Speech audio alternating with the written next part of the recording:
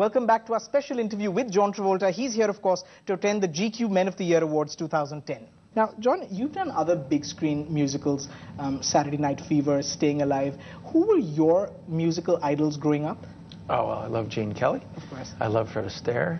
I love Barbra Streisand, Shirley MacLaine, Liza, Frank Sinatra. I had several that I liked and still do. Okay. I don't tire of them at all. Okay.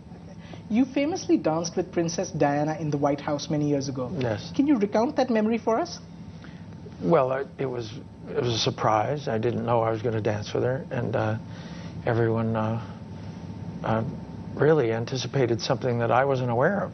I was invited to dance with her at the last minute. Right. So suddenly I have the responsibility of the world on my shoulders because the world will be watching. Right. And I think we did really well together.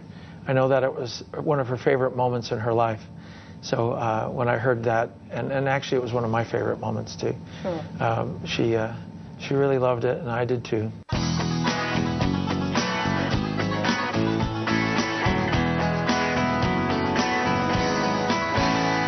You returned to the musical genre recently with Hairspray. Yes. Was that difficult to pull off, singing, dancing, and doing it all in a wig, in high heels, and a dress? Yes, technically it was difficult. Okay. But performance-wise, you know, I got to watch a lot of great women perform. So it was kind of, I saw more women sing and dance than I did even men. So it was almost easy to assimilate that level of performance. But it was difficult technically. Sure. Yeah. You know, the word that's been used most frequently to describe the bulk of characters you've played is cool. You know, whether it's Danny Zuko, whether it's Chili Palmer, Vincent Vega. Do you dip into these reserves of coolness that you have? Well, you know, I grew up in the era of cool. Okay. Meaning, whether it was West Side Story or the Beatles or the Beatniks or the early 60s and middle 60s were filled with cool.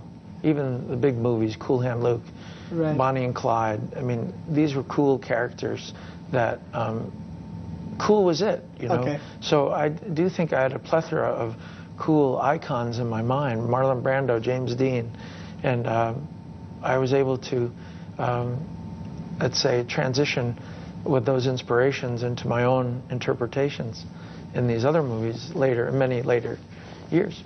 Right. Now, Pulp Fiction came to you at a time when your career was at a low phase. Did you know while making that movie that it's going to be this film that's going to be special, that people are going to quote back Vincent Vega's lines to you? I thought it would be special in that it would be the equivalent of an art film and admired because the writing was so good. But I did not know that it would be a worldwide mega hit.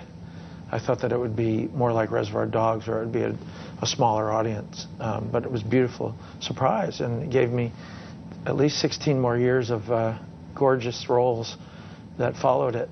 So I'm very happy about that. And you know what they call a quarter pounder with cheese in Paris? They don't call it a quarter pounder with cheese? Oh, man, they got the metric system. They wouldn't know what a quarter pounder is. And what do they call it? They call it Royale with cheese. Royale with cheese. That's right. What do they call a Big Mac? Big Mac's a Big Mac, but they call it Le Big Mac. You know, you're among that rare breed of actors, of leading men actually, who's just as comfortable playing negative roles. Is there a dark side to you? There's not a dark side to me, but I think I know how to solve dark characters. And if you watch the old timers like Jimmy Cagney and Humphrey Bogart, they never played them dark. They played them actually with a bright side. Sure. That made them scarier because they were charming, right. And they were interesting to watch. So I think the key to a dark character is to balance it with light, so it's more entertaining for the audience, and then it's more scary when you do these outrageous things as those dark characters. Right. Now, you haven't won an Oscar yet, although there have been 2 nominations. Is that a regret? Oh gosh, I never thought I'd be nominated for 1, let alone 2.